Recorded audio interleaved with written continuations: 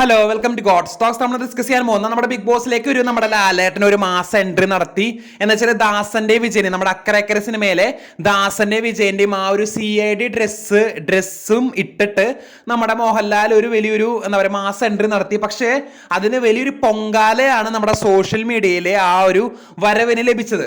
എന്താണെന്ന് വെച്ചാൽ ഒരു അടിക്കുറിപ്പോട് കൂടിയിട്ട് ഒരാൾ പോസ്റ്റ് ചെയ്തിരിക്കുകയാണ്, ഇതുപോലത്തെ അപരാധമൊക്കെ പടച്ചുവിടാൻ ഇങ്ങേർക്ക് മാത്രമേ കഴിയൂ, ഇതൊക്കെ കണ്ട് കൈയടിക്കുന്നവനെ അതിലേറെ സമ്മതിക്കണം, തൊലിക്കട്ടി അൾട്രാ പ്രോമാക്സ് എന്നാണ് ഒരുത്തൻ കമന്റ് ചെയ്തിരിക്കുന്നത്.